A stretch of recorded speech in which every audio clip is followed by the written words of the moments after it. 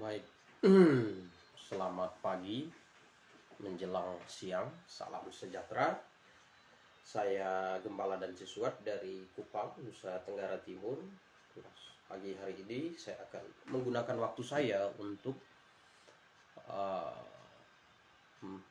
mengajarkan pengajaran soteriologi. Ini episode yang kelima. Nah, untuk hari ini, khusus hari ini, kita majukan waktunya karena keluarga besar kami hari ini mengalami kedukaan. Jadi kita majukan waktunya hanya untuk hari ini. Biasanya itu jam 4 sampai jam 5 sore waktu Indonesia Tengah. Nah, saudara-saudara yang saya kasih dan Tuhan, ya tema kita pada saat ini, episode yang kelima ini, soteriologi, tema kita ialah mengenai pengampunan dosa manusia. Jadi pengampunan dosa manusia.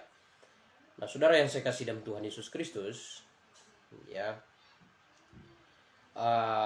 kalau kita melihat, ya minggu lalu kita sudah lihat mengenai posisi orang perjanjian lama. Bagaimana dengan posisi orang perjanjian lama yang mati, ya, yang beriman, kemana mereka? Nah, kita sudah belajar bahwa orang-orang di perjanjian lama yang mati, yang beriman, mereka ya masuk surga dengan cara percaya Injil. Percaya Injil yang akan datang, yaitu percaya bahwa juru selamat itu akan datang ditandai dengan pengorbanan ibadah domba korban. Nah, baik, pada kesempatan ini kita akan lihat mengenai pengampunan dosa. Nah, untuk melandasi dari pengajaran kita pada kesempatan pagi hari ini, kita akan buka Alkitab kita dari Injil Lukas. Ya, Injil Lukas, kita lihat Lukas pasal yang ke-16 ayat yang ke-16. Lukas 16 ayat 16. Hukum Taurat dan kitab para nabi berlaku sampai kepada zaman Yohanes, dan sejak waktu itu kerajaan Allah diberitakan dan setiap orang yang menggagahi berebut memasukinya. Baik, sebelum kita memulai, mari kita tundukkan kepala, kita berdoa. Mari kita berdoa. Bapa di sorga, kami mengucap syukur kepadamu Tuhan. Kami bersyukur atas pertolongan yang Kau berikan dalam hidup kami, hikmat dan kekuatan, dan juga pimpinanmu di dalam hidup kami yang tak henti-hentinya. Kami mengucap syukur sebagai manusia. Kami sadar bahwa kehidupan kami ada yang mengatur, ada yang mengendalikan, dan kami percaya bahwa Allah semesta, pencipta alam semesta, adalah pengendali segala sesuatu. Oleh karena itu, di dalam kehidupan kami sebagai manusia, kami dituntut untuk menaklukkan diri kami, untuk hidup menurut keyakinan kami, dan keyakinan yang harus kami bangun adalah keyakinan yang berfondasi kepada firman-Mu, berfondasi pada pimpinan tuntunan-Mu yang Kau nyatakan lewat firman-Mu. Dan pagi hari ini kami akan belajar mengenai doktrin keselamatan, soteriologi. Kami mohon penerangan yang daripada-Mu, hamba yang menyampaikan, juga saudara-saudara yang mendengarkan. Tuhan, Engkau pimpin kami semua. Ini doa harapan kami dalam nama Tuhan Yesus, Juru Selamat kami yang hidup. Kami berdoa, kami bersyukur kepadamu Tuhan. Amin. Nah, saudara-saudara yang saya kasih dalam Tuhan Yesus Kristus, ya, Lukas 16 ayat 16 katakan, Hukum Taurat dan kitab para nabi berlaku sampai kepada zaman Yohanes, dan sejak waktu itu kerajaan Allah diberitakan dan setiap orang yang menggagahi berebut memasukinya. Jadi kalau kita perhatikan ayat ini, konteks ayat ini, ya, Yesus sedang menyampaikan bahwa semua nubuatan yang tercatat di dalam kitab perjanjian lama mengenai Mesias, semua yang diatur di dalam hukum Taurat, yang berhubungan dengan hukum upacara, yang berhubungan dengan janji tentang Mesias, itu ya berlaku atau sudah digenapi pada masa Yohanes Pembaptis tampil. Ya, Yohanes Pembaptis tampil. Nah, kalau kita perhatikan di dalam Efesus, kita bisa lihat Efesus pasal yang kedua, ayat yang ke-15. Kita bisa lihat di Efesus 2 ayat 15 dikatakan, sebab dengan matinya sebagai manusia, ia telah membatalkan hukum Taurat dan segala perintah dan ketentuannya untuk menciptakan keduanya menjadi satu manusia baru di dalam dirinya, dan dengan itu mengadakan damai sejahtera. Nah, jadi apakah tulisan Rasul Paulus ini bertentangan dengan pernyataan Tuhan Yesus dalam Matius pasal 5? Karena di sini dikatakan, sebab dengan matinya sebagai manusia, ia telah membatalkan hukum Taurat.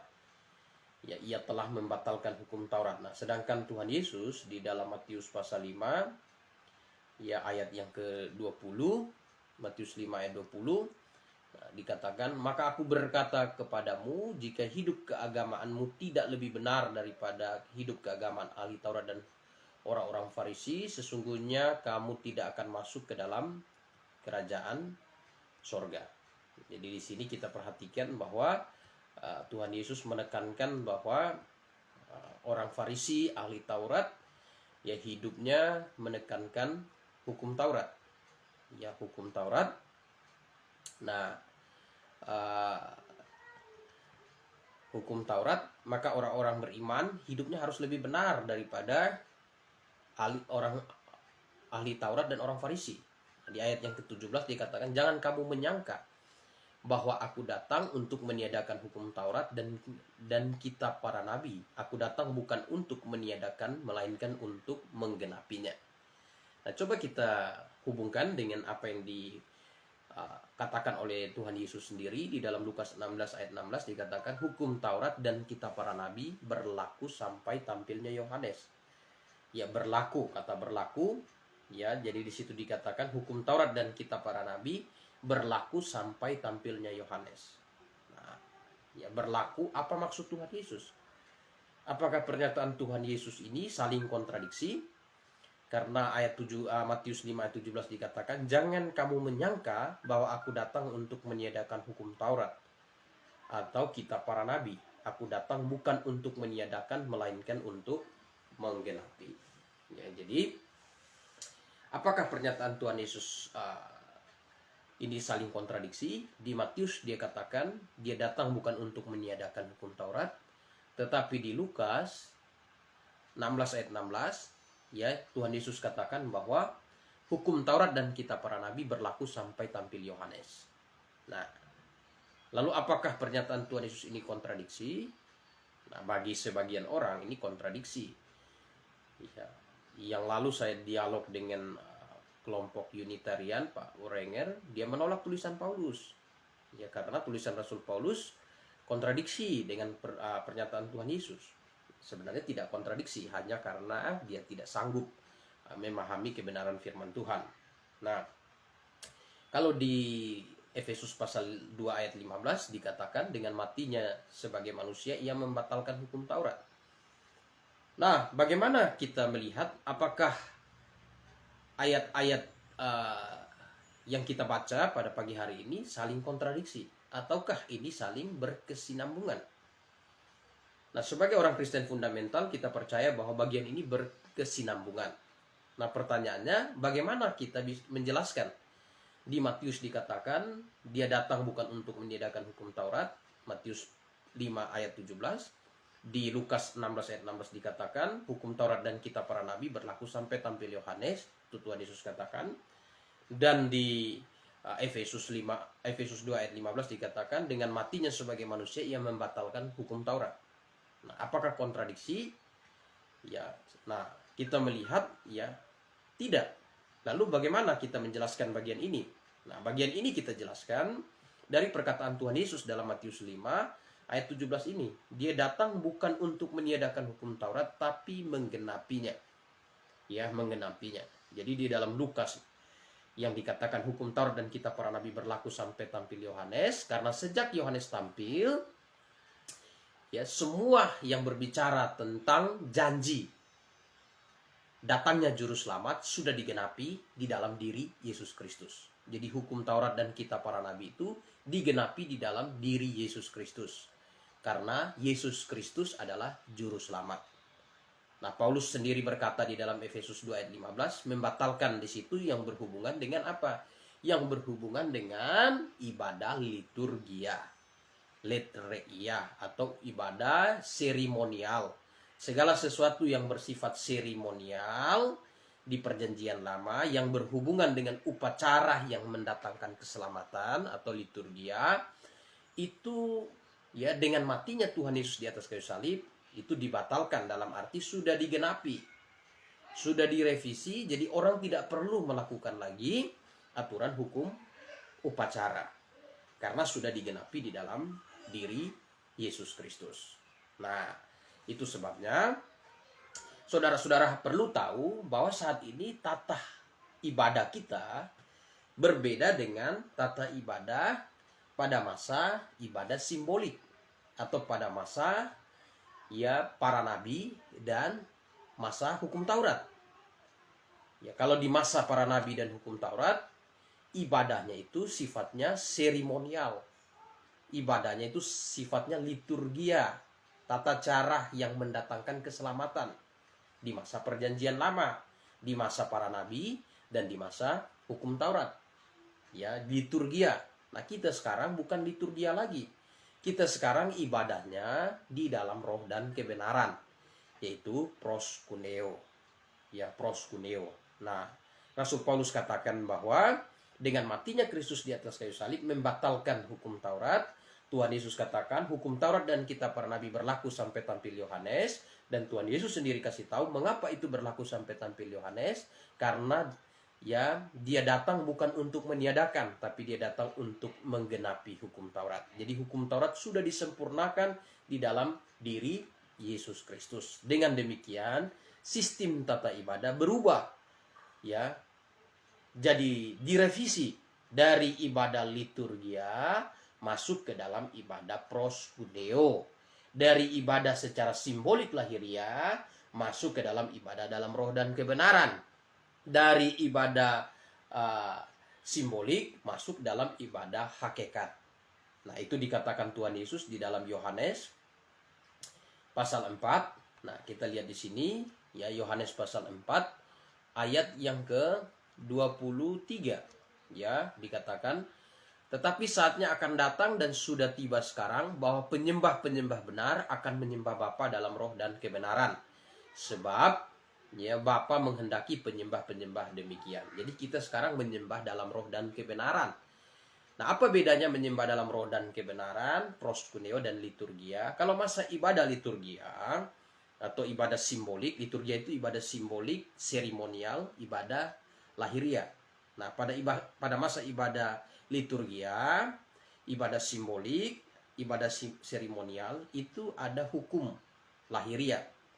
Hukum lahirianya itu ialah satu, ya, menguduskan dan menghormati hari Sabat. Jadi satu hari dipilih sebagai harinya Tuhan, hari Sabat atau hari Sabtu sekarang.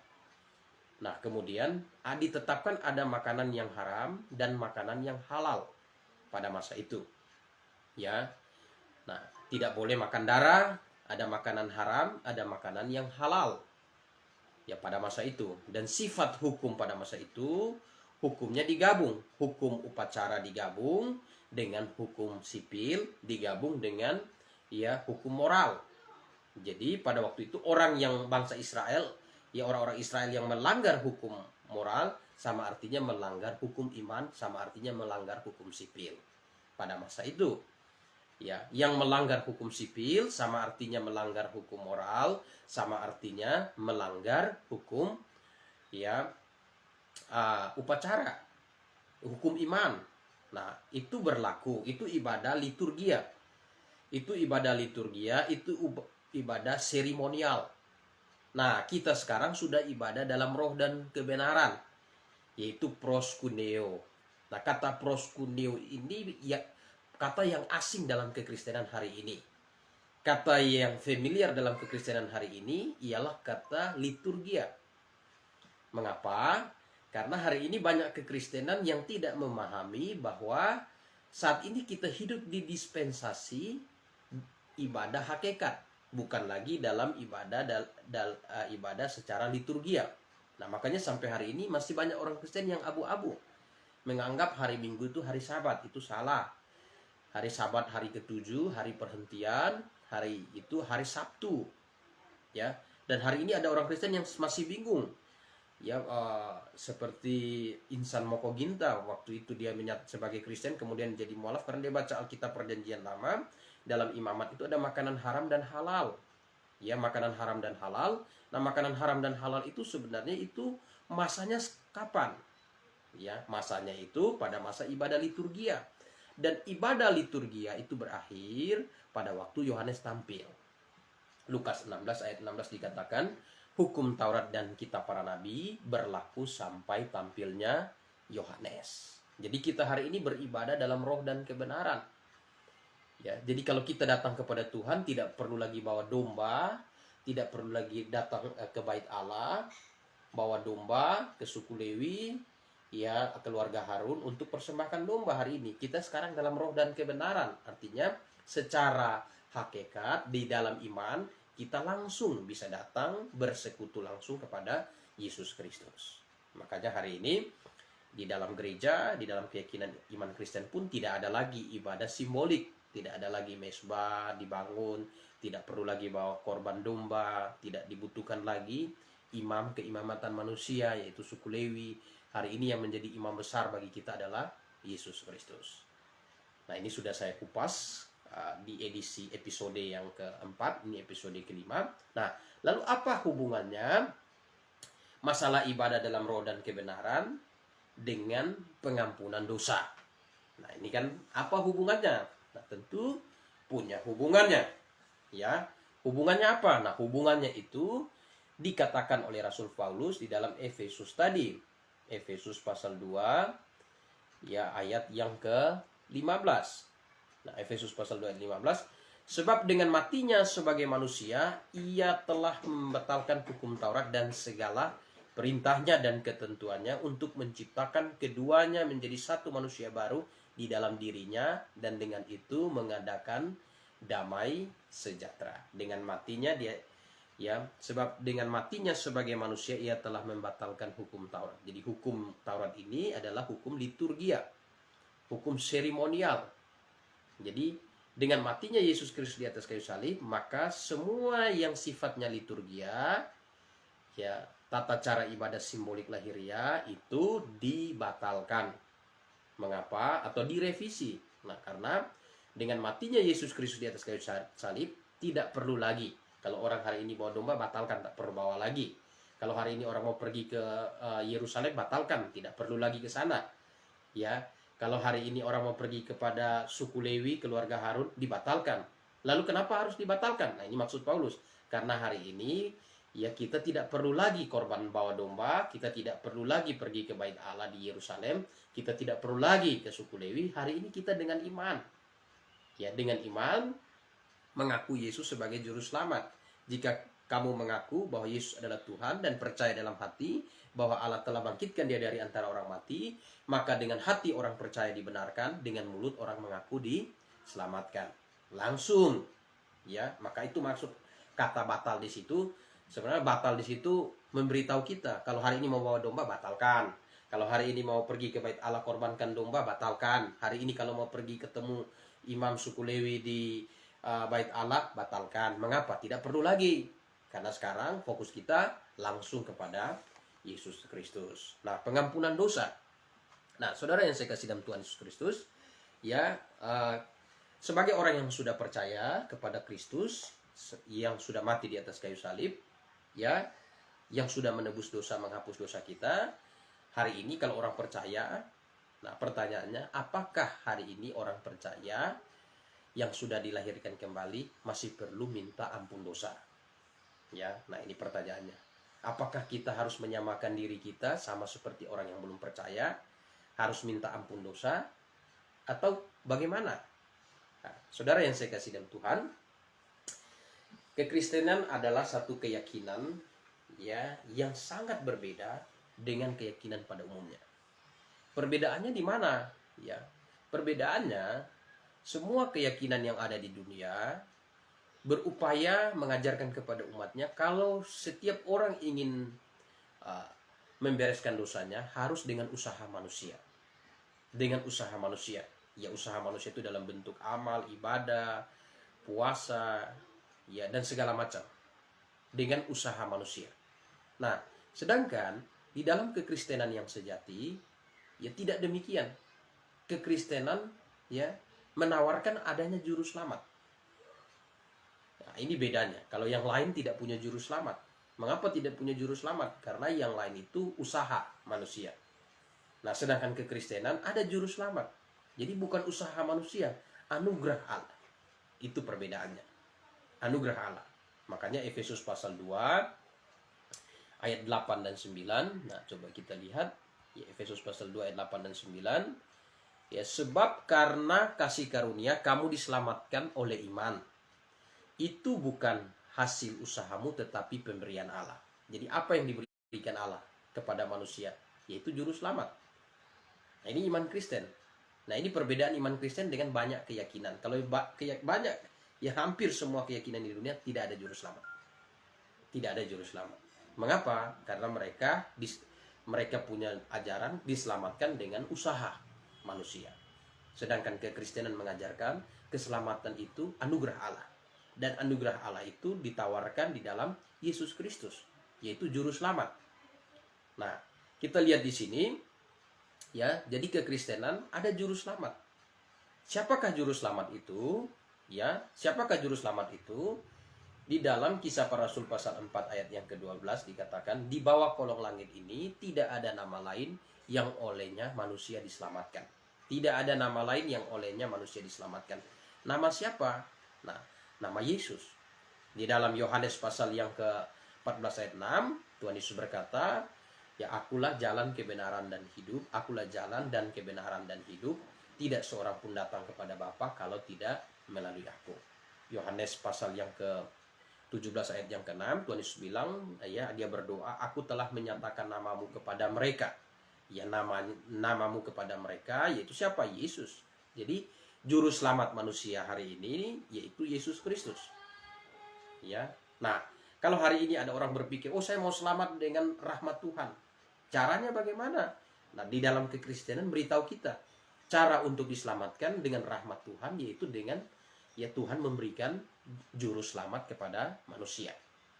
Nah itu ya. Jadi ini letak perbedaannya. Nah, saudara-saudara yang saya kasih dalam Tuhan Yesus Kristus. Nah, lalu pertanyaannya, apakah hari ini orang yang sudah diselamatkan, yang sudah percaya kepada Yesus sebagai juru selamat, masih perlu lagi minta ampun dosa? Sama seperti orang-orang yang belum percaya. Ya, sama seperti orang-orang yang belum percaya. Nah, kekristenan hari ini juga dipengaruhi oleh pemikiran-pemikiran keyakinan lain. Ya, sehingga banyak orang Kristen terpengaruh di dalam menafsir Alkitab. Ya, sehingga beberapa kekristenan mendasarkan keselamatan juga pada usaha dan perbuatan. Ya, usaha dan perbuatan. Misalnya kita lihat ya, salah menafsirkan Matius 6 ayat yang ke-12. Misal Matius 6:12. Coba kita lihat. Dan ampunilah kami akan kesalahan kami, seperti kami juga mengampuni orang yang bersalah kepada kami. Ya, jadi dan ampunilah kesalahan kami seperti kami juga mengampuni orang yang bersalah kepada kami. Jadi kalau baca ayat ini tidak betul-betul memahami ayat ini secara konteks yang baik, ya dengan cara penafsiran yang benar, dengan terang Roh Kudus, maka akan membangun satu konsep keselamatan bahwa kalau saya mau diampuni Tuhan, maka saya harus mengampuni orang lain. Atau ya dengan demikian membuat bahwa syarat pengampunan itu saya harus ampuni orang lain baru Tuhan ampuni saya. Nah, ini salah sebenarnya. Karena syarat pengampunan di dalam Alkitab bukan seperti itu. Ya. Kalau kita mau diampuni Tuhan, kita harus ampuni orang lain. Bukan seperti itu. Nah, ayat ini sebenarnya tidak bermaksud demikian. Ayat ini tidak berbicara bahwa, oh kalau kamu mau diampuni Tuhan, kamu harus ampuni orang lain. Ya. Nah, memang secara eksplisit begitu, tapi kita lihat makna implisit dari ayat ini. Nah, ayat ini Tuhan Yesus ajarkan doa Bapa kami pada orang-orang Israel. Dan orang-orang Israel itu 1 tahun 1 kali itu ada yang namanya upacara pendamaian untuk semua umat Israel. Jadi umat Israel diajarkan untuk, ya, ini sebenarnya doa Bapa kami, bukan Bapa saya. Ya, ini kami berarti ini doanya sifatnya jamak, ya, bukan hanya satu orang. Jadi Bapa kami, ya, ampunilah kesalahan kami, bukan kesalahan saya. Nah, ini harus dilihat konteks ayat ini dengan baik, ya. Ya, dan ampunilah kami akan kesalahan kami. Kami di sini, bukan saya. Ya, jadi ini bukan syarat pengampunan pribadi. Seperti kami juga mengampuni orang yang bersalah kepada kami, ini secara bangsa. Jadi kami di sini, ya, Tuhan ingin ajarkan kepada bangsa Israel, ya, tidak perlu membalas kejahatan dengan kejahatan terhadap bangsa-bangsa di sekeliling. Tapi bangsa Israel diajarkan untuk mengamalkan pengampunan. Ya, diajarkan untuk mengamalkan pengampunan, bukan syarat pengampunan. Nah, karena kekristenan banyak terkontaminasi dengan keyakinan-keyakinan lain yang keselamatannya berdasarkan usaha manusia, maka kemudian beberapa penafsir menafsirkan bahwa kalau mau diampuni Tuhan, maka harus ampuni orang lain. Nah, itu salah, keliru. Karena Alkitab katakan syarat pengampunan itu harus ada penumpahan darah, bukan karena mengampuni orang lain. Ya. Nah, lalu apakah orang lahir baru atau bagaimanakah sikap orang lahir baru terhadap orang yang bersalah kepadanya? Bagaimana sikapnya? Nah, sikapnya, ya, wajib bagi kita untuk mengampuni. Jadi pengampunan yang kita berikan bukan untuk mendapat pengampunan dari Allah, tetapi pengampunan yang kita berikan karena Allah sudah mengampuni kita. Nah, ini harus dipahami, ya. Bukan karena kita mengampuni orang lain supaya diampuni Tuhan, tidak. Tapi karena Tuhan sudah mengampuni kita, maka kita wajib mengampuni orang yang bersalah kepada kita. Nah, dalam Kolose misalnya, coba kita lihat, ya, Kolose pasal yang ketiga ayat 13. Kolose pasal 3 ayat 13 dikatakan, sabarlah kamu seorang terhadap yang lain, dan ampunilah seorang akan yang lain. Apabila seorang menaruh dendam terhadap yang lain, sama seperti Tuhan telah mengampuni kamu, kamu perbuat juga demikian. Sama seperti Tuhan telah mengampuni kamu, kamu perbuat juga demikian. Nah, ini, ya. Jadi bukan karena kita ampuni orang lain supaya kita diampuni. Ampuni Tuhan, bukan. Tapi karena Tuhan sudah ampuni kita, maka wajib bagi kita untuk mengampuni orang lain. Jadi orang Kristen yang sudah percaya kepada Yesus sebagai juru selamat, wajib bagi dirinya untuk mengamalkan pengampunan. Nah, ini, ya, saya beri contoh ayat-ayat yang salah ditafsirkan sehingga menghasilkan satu dasar iman, ya, dalam kekristenan hari ini. Pada umumnya kita lihat, ya, seolah-olah keselamatan itu usaha manusia. Nah, kemudian kita lihat lagi, ya, nah, kalau itu ukurannya manusia, perhatikan, ya, kalau itu ukurannya manusia, syarat pengampunan manusia. Nah, Lukas pasal 17, coba kita lihat. Lukas 17, ya, Lukas pasal 17 ayat 3 dan 4. Ya, Lukas 17 ayat 3 dan 4. Kita lihat di situ. Jagalah dirimu, jika saudaramu berbuat dosa, tegurlah dia, dan jikalau ia menyesal, ampunilah dia. Ya, bahkan jika ia berbuat dosa terhadap engkau 7 kali sehari, dan 7 kali ia kembali kepadamu dan berkata, aku menyesal, engkau harus mengampuni. Jadi kalau syarat pengampunan itu dasarnya ialah usaha manusia, maka, ya, manusia harus betul-betul di dalam dirinya tidak boleh tidak mengampuni. Ya, tidak boleh tidak mengampuni. Jadi usaha. Nah, ya. Nah, ini ayat-ayat yang sering disalah tafsirkan, ya. Bahkan Tuhan Yesus bilang berapa banyak? 70 kali 7 kali. Ya, itu bisa kita lihat di Matius 18. Coba lihat Matius 18. Karena ada yang bertanya, berapa kali saya harus mengampuni orang dalam sehari? Nah, Matius 18 ayat 21 dan 22. Coba kita lihat, ya, Matius 18-nya. Kemudian datanglah Petrus dan berkata kepada Yesus, Tuhan, sampai berapa kali aku harus mengampuni saudaraku jika ia berbuat dosa terhadapku? sampai 7 kali. Yesus berkata kepadanya, bukan, aku berkata kepadamu, bukan sampai 7 kali, melainkan sampai 70 kali 7 kali dalam sehari. Ya, jadi tidak ada batasnya. Nah, sebenarnya apa maksudnya di sini? Ya, maksudnya dijelaskan oleh Rasul Paulus di Kolose tadi. Mengampuni bukan karena supaya kita diampuni dosa kita, salah. Tetapi kita diampuni karena Tuhan sudah ampuni kita. Ya, siapapun yang hari ini sudah diampuni dosanya oleh Tuhan, wajib bagi orang itu untuk mengamalkan pengampunan. Jadi orang yang betul-betul sudah lahir baru, tidak ada yang namanya dendam, tidak ada yang namanya tidak memaafkan orang. Ya, ini orang lahir baru. Mengapa? Karena dia sadar bahwa Tuhan sudah ampuni dosanya, maka wajib bagi dia untuk mengampuni dosa orang lain. Ya, wajib bagi dia untuk mengampuni dosa orang lain. Nah, saudara yang saya kasih dalam Tuhan, ya, lalu pertanyaannya, apakah hari ini orang yang sudah diampuni dosanya perlu lagi minta ampun dosa? Ya, perlu lagi minta ampun dosa. Nah, saudara yang saya kasih dalam Tuhan, ini juga berhubungan dengan beberapa kekristenan yang tidak betul-betul paham di ayat Lukas 16 tadi. Ya, Matius pasal 5 ayat 17 tadi, dan Lukas 16 ayat 16, dan Efesus 2 ayat 15 tadi. Ya, tidak paham. Nah, makanya sekarang ada juga gereja-gereja yang punya aturan di dalam gereja itu masih menerapkan yang namanya liturgia. Padahal hari ini kita tidak beribadah dalam liturgia lagi, tapi kita ibadah dalam proskuneo.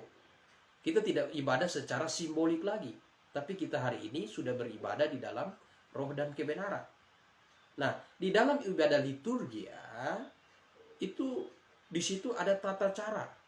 Ya, tata caranya ialah, ya, kalau buat dosa datang kepada imam, maka ada perkataan, ya, atau ada pernyataan dari imam bahwa dosamu sudah diampuni. Jadi setiap kali orang buat dosa harus datang kepada imam, dan setiap kali imam mengorbankan domba untuk pengampunan dosa, kemudian diakhiri dengan satu pernyataan bahwa dosamu sudah diampuni.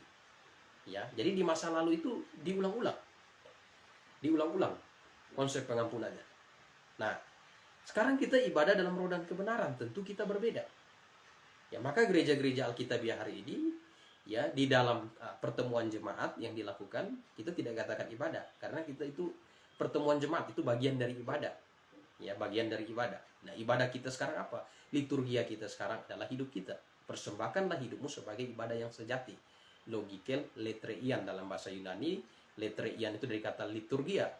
Jadi liturgia kita hari ini adalah hidup kita. Nah, makanya kita ke gereja itu bukan ibadah, tapi bagian dari ibadah. Itu pengertian yang Alkitabiah. Ya, jadi kita hari ini ke gereja bagian dari ibadah, pertemuan jemaat. Makanya dalam gereja-gereja Alkitabiah, dalam pertemuan jemaat, ya, tata cara liturgia itu sudah tidak dipakai lagi. Tidak dipakai lagi, yaitu minta ampun dosa segala macam, orang datang harus minta ampun dosa ulang-ulang. Tidak dipakai lagi. Nah, lalu bagaimana posisi orang yang hari ini sudah diselamatkan? Ya, kan kita hari ini sudah diselamatkan, masih bisa jatuh dalam dosa. Masih bisa. Ya, masih bisa jatuh dalam dosa. Nah, bisa jatuh dalam dosa ini, ya, ada dua kategori dosa, yaitu dosa moral dan dosa doktrinal. Nah, lalu orang bilang, loh, bagaimana bedakan dosa moral dan dosa doktrinal? Nah, bisa, misalnya contohnya, dosa moral hari ini, kita masih bisa jatuh dalam dosa moral. Ya, Yohanes katakan dalam surat 1 Yohanes, kita bisa lihat, ya, dalam surat 1 Yohanes pasal 1, ya, 1 Yohanes pasal 1, ya, ayat 8 dan 9 misalnya. Coba kita lihat, ya, dikatakan di situ, jika kita berkata bahwa kita tidak berbuat dosa, maka kita menipu diri kita sendiri dan kebenaran tidak ada dalam kita. Jika kita berkata, kita di sini bahwa kita tidak berbuat dosa, maka kita menipu diri kita sendiri. Dosa yang dimaksud sini apa? Dosa moral. Ya. Nah, coba perhatikan di sini dia bilang, jika kita ya, surat 1 Yohanes 1 ayat yang ke-8, jika kita berkata bahwa kita tidak berdosa, maka kita menipu diri kita sendiri. Jika kita berkata kita tidak berdosa.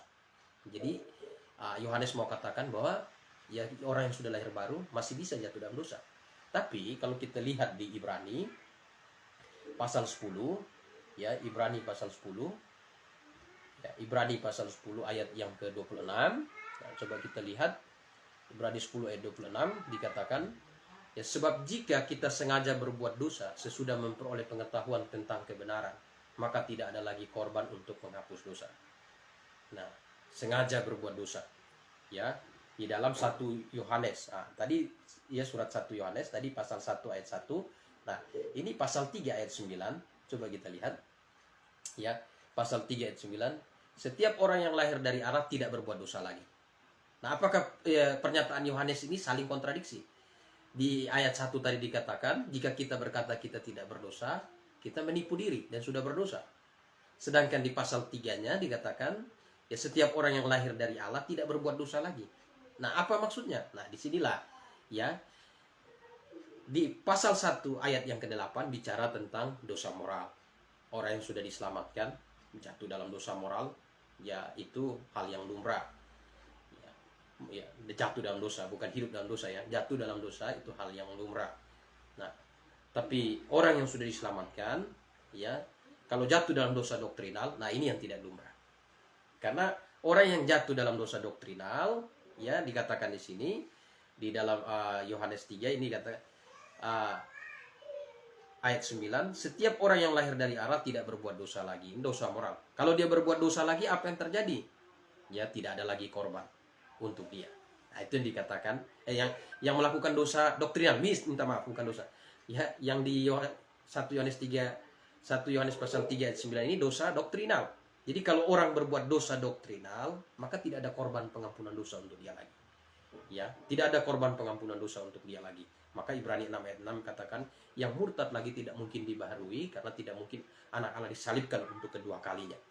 Nah, itu. Jadi dosa itu berhubungan, jadi ada dosa doktrinal, ada dosa moral. Dosa doktrinalnya berhubungan dengan apa? Ibrani tadi katakan memperoleh pengetahuan akan kebenaran. Jadi kalau kita sudah tahu yang benar, ya, dalam menyembah Tuhan, lalu kita bawa diri kita untuk kembali lagi. Misalnya kita tahu sekarang kita sudah menyembah dalam roh dan kebenaran, tidak boleh buat patung untuk disembah segala macam. Lalu kita sudah tahu ini, kita balik lagi menyembah patung. Nah, itu tidak ada lagi korban pengampunan untuk kita. Ya. Nah, ya, dengan sengaja, ya, dengan sengaja. Dengan sengaja berarti kita bawa diri kita. Ya, dalam kondisi yang tidak sengaja, ya, terjepit segala macam. Misal kita diundang ke orang mati, lalu ya, karena keadaan kita tidak bisa menghindar, ya, mungkin kita bisa alasan keluar segala macam. Pokoknya, ya, kalau yang sengaja tidak, ya, sengaja bawa diri dan menjadi kebiasaan, itu tidak ada pengampunan lagi, itu sudah murtad gitu. Nah, jadi saudara-saudara yang saya kasih dalam Tuhan, kita kembali lagi, ya, kalau di perjanjian lama itu ibadah liturgia, kita hari ini ibadah proskuneo. Ya, maka orang Kristen Alkitabiah harus biasakan, oh ini apa ini, kita proskuneo ini, bukan liturgia lagi. Nah, ingatlah saya. Ya, jadi simpan itu kata liturgia, karena liturgia itu sudah dikatakan Paulus, dengan matinya Kristus sebagai manusia di atas kayu salib, dia sudah membatalkan hukum Taurat. Dan liturgianya sudah beres. Ya, batalkan itu liturgia. Nah, jadi kalau hari Minggu ada bilang, liturginya gimana? Batalkan itu liturgi. Nah, lalu kenapa? Kita lalu gimana nih? Proskuneo kita sekarang. Kita sekarang proskuneo. Nah, ya. Nah, karena batalkan, maksudnya apa? Ya, tak perlu lagi bawa domba. Tidak perlu lagi ke suku Lewi, tidak perlu lagi ke bait Allah, batalkan itu. Lalu sekarang gimana dong kalau begitu? Sekarang dalam roh dan kebenaran, proskuneo. Nah, ini, ya. Jadi ini. Nah, kemudian kita lihat, ya, kalau kita perhatikan di dalam Ibrani, ya, korban pengampunan dosa hari ini yang dilakukan oleh Yesus Kristus itu hanya satu kali. Kalau di perjanjian lama itu berulang-ulang kali, seperti tadi saya katakan. Ya, mereka liturgia. Hari ini buat dosa, bawa domba, ya, imam katakan pulanglah, dosamu sudah diampuni. Berikutnya begitu-begitu. Tapi di dalam Kristus itu satu kali. Nah, coba kita lihat Ibrani, ya, Ibrani pasal yang ke, ya, kita bisa lihat Ibrani pasal yang ke-9, ya, kita lihat ayat 20, ayat 25, ya. Dan ia bukan masuk berulang-ulang kali untuk mempersembahkan dirinya sendiri sebagai imam besar setiap tahun ke dalam tempat kudus dengan darah darah yang bukan darahnya sendiri, ya. Sebab jika demikian ia harus berulang-ulang menderita sejak dunia ini dijadikan. Tetapi sekarang ia hanya satu kali saja menyatakan diri pada zaman akhir untuk menghapus dosa oleh korbannya. Jadi dengan kematian Kristus di atas kayu salib, ya, dengan kematian Kristus di atas kayu salib, dia satu kali saja mengampuni semua dosa manusia. Jadi jalan pengampunan itu sudah diberikan Tuhan satu kali kepada manusia, ya, melalui Yesus Kristus. Karena dengan Yesus Kristus masuk, ya, kematian Yesus Kristus di kayu salib, ya, dia menyelesaikan seluruh janji tentang korban yang ada di perjanjian lama. Ya, misalnya kita lihat di Ibrani 9 ayat 11, tetapi Kristus telah datang sebagai imam besar untuk hal-hal yang baik yang akan datang. Ia melintasi kemah yang lebih besar dan yang lebih sempurna, yang bukan dibuat oleh tangan manusia, artinya yang tidak termasuk ciptaan ini. Dan ia telah masuk satu kali untuk selama-lamanya ke dalam tempat kudus, bukan dengan membawa darah domba, satu kali untuk selama-lamanya, ya, bukan dengan membawa darah domba jantan dan darah anak lembu, tetapi dengan membawa darahnya sendiri. Dan dengan itu ia telah mendapat kelepasan yang kekal. Sebab jika darah domba jantan dan darah lembu jantan dan percikan abu lembu muda menguduskan mereka yang najis sehingga mereka disucikan secara lahiriah, betapa lebihnya darah Kristus yang oleh roh yang kekal telah mempersembahkan dirinya sendiri kepada Allah sebagai persembahan yang tak bercacat, akan menyucikan hati nurani kita dari perbuatan yang sia-sia, supaya kita dapat beribadah kepada Allah yang hidup. Jadi Kristus mati di atas kayu salib menyelesaikan, ya, dosa manusia satu kali, ya, satu kali. Nah, lalu bagaimana dengan orang hari ini yang sudah diselamatkan? Nah, orang yang percaya kepada Yesus sebagai Tuhan dan Juru Selamat, ya, dosanya diampuni. Berapa banyak dosanya diampuni? Ya, berapa banyak dosanya diampuni pada waktu dia terima Yesus satu kali itu? Ya, satu kali. Berapa banyak dosanya diampuni? Nah, coba kita lihat Ibrani pasal 10 ayat 10. Ya, di situ dikatakan, kita bisa lihat, nanti bisa baca. Dan oleh kehendaknya inilah kita telah dikuduskan satu kali untuk selama-lamanya oleh persembahan tubuh Yesus Kristus.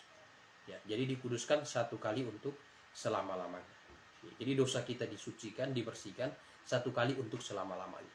Jadi tidak hari ini buat dosa, nanti hari ini buat dosa minta ampun, besok buat dosa minta ampun. Karena kalau hari ini buat dosa, dosanya belum disucikan, jadi minta ampun supaya disucikan. Tidak begitu. Tapi Ibrani katakan, ya, dan oleh karena kehendaknya ini kita telah dikuduskan satu kali untuk selama-lamanya, untuk selama-lamanya oleh persembahan tubuh Yesus Kristus. Ini tubuh Yesus Kristus. Ya, kemudian kita lihat ayat yang ke-14. Ya, sebab oleh satu korban saja ia telah menyempurnakan untuk selama-lamanya mereka yang telah ia kuduskan. Ya, satu kali saja. Jadi tidak dibutuhkan korban 2-3 kali. Ya, satu kali saja. Nah, jadi dari pengertian ini kita menarik kesimpulan pada waktu seseorang, ya, diselamatkan, minta ampun dosanya, semua dosanya sudah diampuni oleh Tuhan. Ya, dosa yang lalu, yang akan diperbuat, ya, sekarang kata orang, ya, lalu sekarang, ya, tidak. Sekarang kan kita sedang tidak berdosa. Sekarang ini saya lagi ngomong ini tidak, ya. Jadi lebih tepatnya kalau beberapa menit lagi itu kan akan. Jadi yang lalu dan yang akan. Jadi Kristus menyelesaikan berapa banyak dosa kita, ya, yang lalu dan yang akan kita perbuat. Sudah beres. Makanya orang yang di dalam Kristus tidak ada keraguan. Kapanpun dia mati, dia masuk surga. Karena semua dosanya sudah dibereskan. Ya, semua dosanya sudah dibereskan. Nah, ya, semua dosa sudah dibereskan. Lalu pertanyaannya, di dalam hidup ini kan kita masih sering. Ya, Paulus katakan bahwa dia juga sering lakukan. Paulus, ya, bersaksi dalam Roma. Ya, kita coba lihat, ya, dalam Roma pasal yang ke-7 bisa kita lihat ayat yang ke-20. Ya, bisa dilihat di situ. Paulus katakan, jadi jika aku berbuat apa yang tidak aku kehendaki, maka bukan aku lagi yang memperbuatnya, tetapi dosa yang diam di dalam aku. Jadi ternyata Paulus juga masih mengalami kelemahan daging. Ya, dosa yang diam dalam aku.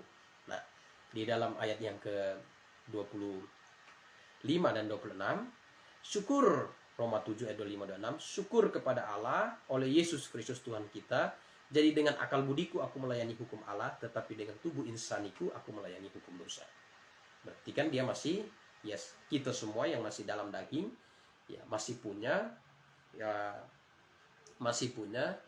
kemungkinan untuk jatuh dalam dosa daging. Bukan kemungkinan lagi, ya, karena ya masih ada peluang untuk jatuh dalam dosa kedagingan. Nah, bagaimana ketika kita jatuh dalam dosa kedagingan? Apakah dengan jatuhnya kita dalam dosa kedagingan membuat pengampunan Tuhan terhadap kita jadi dibatalkan sehingga kita perlu minta ampun lagi? Ya, tidak. Karena Alkitab katakan semua dosa kita yang telah kita buat dan yang akan kita buat sudah dibereskan oleh Yesus Kristus. Nah, waktu kita jatuh dalam dosa daging, apa yang harus kita lakukan? Tindakan apa yang harus kita lakukan? Nah, kalau Bapa kami, ampunilah kesalahan kami. Ya. Nah, tindakan yang harus kita lakukan ialah kita menyesali dosa kita. Kita pribadi menyesali. Menyesal kenapa? Karena kasih Tuhan yang begitu murah hati kepada kita, kita menyesali Tuhan begitu baik terhadap kita, begitu murah hati. Ya, mengapa kita harus melukai dia lagi? Nah, mengapa kita harus membuat dia bersedih? Alkitab bilang Roh Kudus berduka cita. Kita menyesali dan buat komitmen untuk tidak jatuh di dalam dosa moral. Nah, dosa moral ini ya berhubungan dengan daging. Nah, daging ini kan kita bisa tahu kebiasaan daging. Ya, kebiasaan daging ada yang temperamen tinggi, yang emosi. Nah, itu kebiasaan melekat dalam diri kita. Ya, melekat dalam diri kita. Nah, jadi kalau kita tidak paham tentang surat 1 Yohanes 3 ayat yang ke-9 tadi, tidak berbuat dosa lagi, nanti kita pikir, saya percaya Tuhan Yesus kok saya selalu marah. Bagaimana saya ini selalu marah? Apakah ya berbuat dosa lagi dosa yang sama lagi? Nah, ya, dosa moral ini, perbuatan dosa kita ini bukan berarti hari ini orang percaya buat dosa moral, lalu nanti dia moralnya itu sudah diampuni, jadi dia seenaknya buat dosa moral. Oh tidak, karena ini mempengaruhi upah kita di sorga. Karena pada waktu penghakiman bema Kristus, nah itu akan dinilai, ya, dihakimi perbuatan baik dan jahat kita. Nah, di dalam itu dikatakan di dalam 2 Korintus pasal 5 ayat 10. Coba kita lihat 2 Korintus 5 ayat 10, dikatakan di situ, sebab kita semua harus menghadap takhta pengadilan Kristus, kita semua termasuk Paulus, ya, supaya setiap orang yang memperoleh apa yang patut diterimanya sesuai dengan yang dilakukan di dalam hidupnya, baik ataupun jahat, menerima upah. Ya, jadi dosa moral. Nah, sedangkan dosa doktrinal hanya satu kali. Ya, yang berhubungan dengan iman, sesudah kamu memperoleh pengetahuan akan kebenaran. Nah, coba kita lihat. Ya. Nah, dosa doktrinal itu tidak ada pengampunan. Ya, jadi hari ini kalau kita jatuh dosa moral, kita masih tetap percaya Yesus, ya, kita masih tetap terima Yesus, masih hidup dalam kebenaran, ya, kita ya kalau mati ya masih punya kesempatan untuk masuk surga. Ya, masih punya kesempatan. Tapi ya, kalau sudah jatuh dalam dosa doktrinal, maka tidak ada kesempatan lagi. Nah, ya itu seperti yang dikatakan tadi kita sudah baca Ibrani pasal 10 ayat 26. Nah, coba kita lihat Ibrani 10 ayat 26. Nah, dikatakan di sini, sebab jika kita sengaja berbuat dosa, sengaja loh, sesudah memperoleh pengetahuan akan kebenaran. Nah, sudah tahu yang benar tapi sengaja berbuat dosa. Ini dosa apa? Ini dosa doktrinal. Maka tidak ada lagi korban untuk menghapus dosa. Dosa doktrinal. Ya, jadi penting bagi kita yang hari ini sudah tahu yang benar, harus betul-betul ya, mengamalkan kebenaran itu dalam hidup kita. Nah, jangan bermain-main dengan dosa. Walaupun dosa moral, karena dosa moral itu lama-kelamaan akan berdampak pada dosa doktrinal. Ya, lama-kelamaan. Hatinya makin dingin dengan Tuhan, ya, karena berbuat dosa itu menjadi biasa, akhirnya makin jauh dari Tuhan, akhirnya bisa menjadi murtad. Nah, yang Ibrani 6 ayat 6 katakan, coba kita lihat. Namun yang murtad lagi tidak mungkin dibaharui sekali lagi sedemikian hingga mereka bertobat. Sebab mereka menyalibkan lagi anak Allah bagi diri mereka dan menghinanya di muka umum. Ini yang murtad lagi. Ya, udah sulit bagi dia. Kalau dia sampai sudah terima Yesus sebagai Tuhan dan Juru Selamat, menyerahkan dirinya sebagai orang yang sudah diselamatkan, kemudian dia berbalik lagi, mengikat dirinya dengan roh-roh dunia, ya, maka orang yang begitu sudah sangat, Alkitab katakan tidak mungkin diselamatkan lagi. Nah, tidak mungkin diselamatkan lagi. Nah, karena Alkitab katakan lebih baik orang itu tidak pernah mengenal jalan kebenaran. Nah, itu di surat 2 Petrus pasal 2, ya, 2 Petrus pasal 2 ayat yang ke-19, ya, dikatakan di situ, ya, mereka menjanjikan kemerdekaan kepada orang lain padahal mereka sendiri hamba-hamba kebinasaan. Kepada siapa yang dikalahkan orang, ia menjadi hamba orang itu. Sebab jika mereka oleh pengenalan mereka akan Tuhan dan Juru Selamat Yesus Kristus telah melepaskan diri dari kecemaran-kecemaran dunia, penyembahan-penyembahan terhadap roh-roh dunia, ya, tetapi terlibat lagi di dalamnya, maka keadaan mereka akan lebih buruk daripada yang semula. Nah, ayat 21 ini penting karena itu bagi mereka adalah lebih baik mereka tidak pernah mengenal jalan kebenaran daripada mengenal. Lebih baik tidak pernah mengenal. Ya, lebih baik tidak pernah mengenal. Nah, yang Tuhan Yesus bilang sama Yudas, lebih baik dia tidak pernah dilahirkan. Nah, itu sebabnya di pelajaran kitab Wahyu saya sudah sampaikan bahwa pada waktu penghakiman Ars Putih, itu penghakiman terhadap orang-orang di neraka untuk diperberat hukuman. Hukuman yang paling berat nomor 1 itu Yudas, nomor 2 itu adalah orang-orang yang sudah tahu kebenaran tetapi murtad. Hukumannya berat. Nah, saudara yang saya kasih dalam Tuhan, lalu seperti tadi, tindakan apa yang kita lakukan hari ini? Kalau kita sudah selamat, sudah percaya Yesus sebagai Juru Selamat, jatuh dalam dosa, menyesal. Ya, menyesal. Kita menyesali dosa kita, minta kepada Tuhan, berikan kekuatan kepada kita, agar kita tidak hidup lagi di dalam dosa yang sama. Diberikan kemampuan kepada kita untuk dapat menguasai diri kita, mengendalikan diri kita, sehingga kita tidak selalu terjerumus di dalam tindakan dosa moral. Karena di pihak Tuhan pengampunan sudah beres. Ya, pengampunan sudah beres. Tuhan sudah janjikan pengampunan itu 1 kali. Ya, 1 kali. Bahkan di dalam surat 1 Yohanes pasal 2 ayat 12, coba kita lihat. Nah, ya, surat 1 Yohanes pasal 2 ayat yang ke-12. Kita bisa lihat di situ. Ya, 1 Yohanes pasal 2 ayat 12. Ya. Kita perhatikan, dikatakan, "Aku menuliskan kepada kamu, hai anak-anak, sebab dosamu telah diampuni oleh karena namanya." Jadi dosa telah diampuni. Gitu.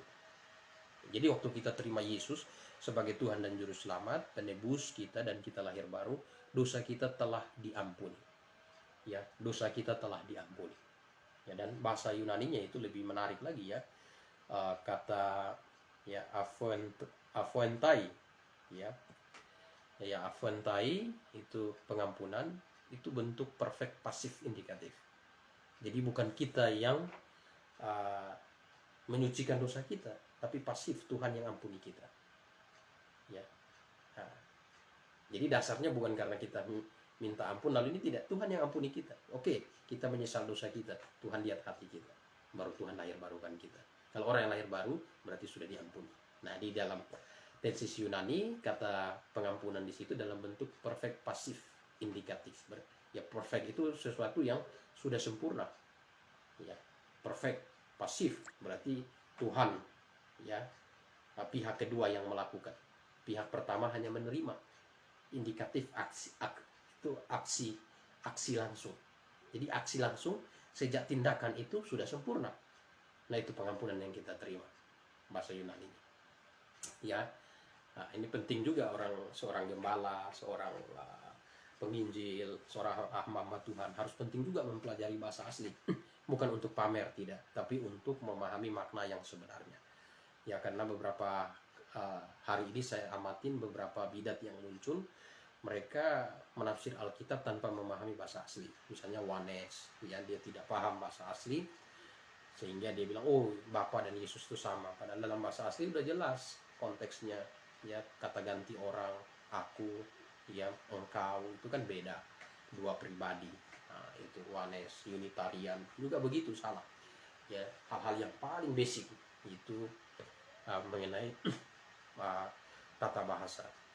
Dalam menafsir Alkitab paling bawah itu yaitu eksegesis. Eksegesis itu menggali ya kata berdasarkan konteks dekat dan jauh, ya berdasarkan gramatikal.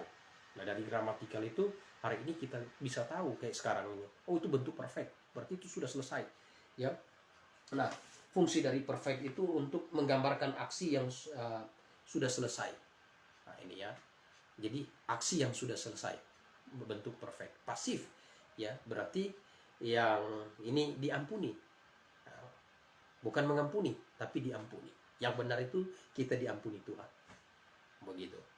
Nah itu ya, jadi saudara-saudara yang saya kasih dalam Tuhan, nah ini konsep pengampunan.